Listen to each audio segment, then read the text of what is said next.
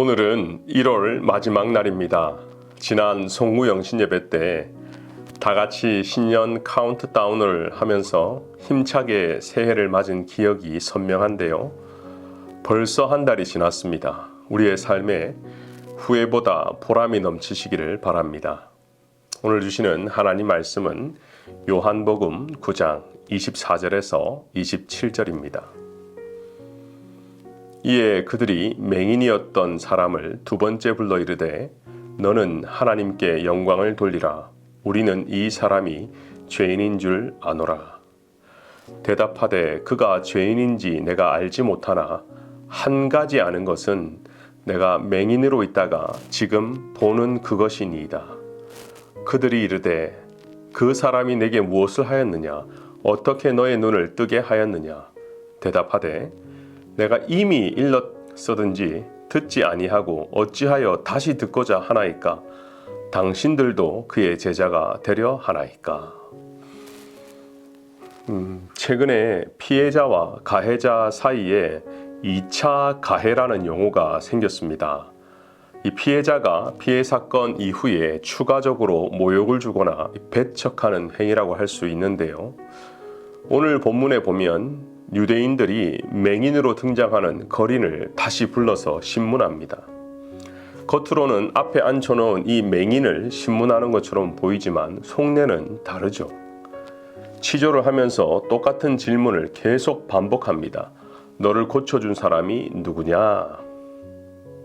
거린은 앞구절에 예수님의 자기의 눈을 고쳐주었다고 이미 말을 했는데도 어찌하여 또 묻느냐며 이제는 짜증을 내는 장면이 오늘 본문의 내용인 거예요. 예수님을 정죄하고 예수님을 죄인으로 판결하고자 하는 것이 애초에 유대인들의 목적이었습니다. 그런데 이 불려온 이 시각장애자가 도움을 주기는커녕 증인 역할을 하지 못하고 요즘 말로 눈치 없게 자기를 고쳐주신 예수님을 옹호하면서 이런 말을 덧붙입니다. 당신들도 그의 제자가 되었으면 좋겠다. 거린은 어떻게 보면 신문 과정에서 자기의 신앙 고백을 해버린 것이죠. 그가 하나님께로부터 오신 분이 아니라면 어떻게 자기 눈을 뜨게 했겠느냐? 예수님이 하나님의 아들이다. 저는 오늘 말씀을 통해서 이 땅에서도 육적인 소경과 영적인 소경에 어떤 차이가 있는지 함께 묵상해 보고자 합니다. 먼저 영적인 소경, 종교 지도자들이었습니다. 지금 유대인의 지도자로 불리는 이 바리새인들은 누구보다 성경을 보고 읽을 수 있는 이 지력을 가졌습니다. 그런데 예수님이 누군지는 알지 못했습니다. 아니, 알고 싶지도 인정하고 싶지도 않았습니다. 그래서 마치 이 부정부패한 형사처럼 있는 그대로를 보지 못하고 답정너라고 하죠. 답은 이미 내가 정해놨으니까 너는 내가 원하는 답을 해 라고 고집하고 있어요. 왜요? 영적인 소경의 특징은 마음문이 닫혀 있는 것입니다. 완강한 사람들, 고집불통인 사람들, 강팍한 사람들의 특징은 내 마음이 지금 굳어 있다라는 증거인 거죠. 제가 예전에 유럽 여행을 했을 때 이야기입니다. 유럽에 가보면 참 곳곳마다 찍으면 정말 다 엽서로 쓸 수 있는 사진이에요. 근데 특히나 이 숲속에 위치한 멋진 성들을 보게 되면 정말 뭐든지 다 사진으로 남기면 다 작품이 되는 거예요. 겉으로 보면 너무나 아름답게 지어져서 많은 사람들이 사진에 많이 담아갑니다. 그런데 안으로 들어가지는 못해요. 왜요? 아주 오랜 시간 이 성문이 닫혀 있어서 이제는 겉에서만 보는 전시용으로만 쓰이는 거예요. 안으로 들어갈 수 없는 고장난 문, 닫힌 문, 이것이 우리의 모습은 아닌지요. 우리 안에 역사하시는 성령 하나님, 우리의 삶의 주인 되시는 예수님, 내 인생의 이 생사하복을 주관하시는 절대주권의 하나님이 도저히 들어갈 수 없는 강팍한 문을 가지고 있지는 않느냐는 것입니다. 우리가 잘 알듯이 요한계시록 3장 20절을 보면 볼지어다 내가 문 밖에 서서 두드리노니 누구든지 내 음성을 듣고 문을 열면 내가 그에게로 들어가서 그로 더불어 먹고 그는 나로 더불어 먹으리라. 지금 바리새인에게는 어떤 모습이 보입니까? 극단적으로 거부하는 모습을 28절을 통해서 알게 됩니다. 그들이 욕하여 이르되 너는 그의 제자이나 우리는 모세의 제자라, 이 갈라치기를 하는 거예요. 여러분, 우리 모두는 예수님의 제자입니다. 우리 모두는 예수님을 닮아가는 사람들입니다. 직분도 의미가 없습니다. 우리 모두는 성도로 부름을 받았습니다. 여러분의 삶 가운데 오직 주인, 오직 예수로만 살아가는 하루가 되시기를 바랍니다. 두 번째는 육적인 시각장애자 거린 소경입니다. 겉으로 볼 때 가진 것이 없는 거지죠.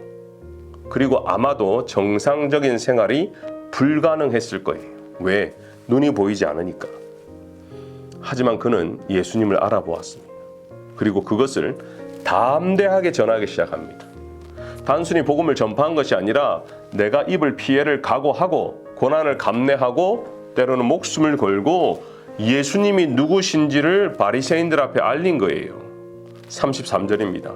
이 사람이 하나님께로부터 오지 않았다면 아무 일도 할 수 없으리라. 참 신기한 것이요. 예수님을 알아가고 경험하는 것이 우리의 신앙의 연수나 지식과 잘난 타이틀이 크게 도움이 되지 못합니다. 맹인은 회당에서 공부를 하지 못했을 거예요. 속된 말로 일자 무식일 겁니다. 근데 그가 율법 교사를 앞에 세워두고 이렇게 말하는 거예요. 너 참 이상하다. 나도 쉽게 아는 것을 당신은 왜 모르냐? 조선 사회에서 예수를 처음 믿은 사람들은 여자들이었고 종들이었습니다. 배운 양방들은 예수님을 서양 귀신 야소교로 기피했어요. 여러분 잘 아시겠지만 이 승동교회 최초의 장로 박성춘은 백정 출신이었습니다. 천민 중에서도 가장 천한, 참 사람 대접받지 못하는 그가 콜레라에 걸려 죽어갈 때에 무호 선교사의 헌신으로 이 되살아났습니다. 그리고 예수를 믿고 인생이 변했어요. 뿐만 아니라 승동교회를 변화시키고 천민 백정 해방 운동을 펼치며 사회를 변화시켰습니다. 옛 조선에는 7,000반이 있었다고 해요. 포졸, 광대, 고리장, 무당, 기생, 갑바치, 백정순이었어요. 이 백정은 7,000반에서도 가장 낮은 위치였어요. 하지만 그가 예수를 믿고 이 백정들의 사회에서 작은 예수로 살게 되었습니다. 정부의 탄원서를 쓰고 그 결과 백정들도 인간 대우를 받고 갓을 쓰고 살아갈 수 있게 되었다고 합니다. 그리고 독립협회 관민공동회에서 이 개막 스피커로 선정된 이 박성춘이 이렇게 선언합니다. 나는 대한의 가장 천한 사람이고 무지 몰각합니다. 그러나 충군 애국의 뜻은 대강 알고 있습니다. 이에 관민이 합심한 연후에 많은 이 장대가 되어 그 힘이 공고해질 것입니다. 원컨대 관민이 합심하여 국군이 만만세 이어지게 합시다. 그가 외쳤던 개막할 때 첫 연설문이었습니다. 그 당시 백성들을 감동케 한 이 연설은 백정 박성춘의 계몽 운동이 되었고요. 이것이 기독교 복음이 되었습니다. 예수님을 인격적으로 받아들일 때에 이미 자신이 가지고 있는 지식, 경험 그렇게 중요하지 않습니다. 그분을 만나면 모든 것이 리뉴가 됩니다. 그분 아래 거하면 그분께서 능력을 주시기 때문에 새롭게 되는 것입니다. 사랑하는 여러분, 오늘도 우리 주님은 우리를 새롭게 하십니다. 그렇기 때문에 오직 우리의 주인은 주님이십니다. 복음으로 힘차게 살아가길 소원합니다. 다 함께 기도하시겠습니다. 오늘도 귀한 말씀 주시니 감사합니다. 지난 48년 동안 은혜와 사랑으로 빛내리 교회를 지켜주시고 항상 공급하시고 보호하시어 교회 공동체가 하나님의 말씀으로 숨쉬고 살아가게 하심에 감사드립니다. 이제 하나님이 주신 새 성전 건축과 이전에 하나님의 말씀과 약속만 붙들고 전적으로 의지하여 믿음으로 순종하며 나아가길 원합니다. 부지의 선택과 구매로부터 새로운 성전을 짓기 위한 매 순간마다 성도들의 헌신을 통해 많은 진척이 이루어졌습니다. 이 역시 하나님이 아니면 올 수 없었던 여정이었기에 언제나처럼 하나님께 영광 돌립니다. 이제 새로 지어질 새 성전이 우리와 다음 세대를 위해 예비하신 축복의 땅이 되게 하시고 우리와 다음 세대가 그곳에서 주님을 높이고 찬양하며 예배하는 장소가 되게 하소서. 미래를 꿈꾸는 하나님의 사람들이 모여 하나님의 일을 하시는 신성하고 거룩한 장소가 되게 하소서.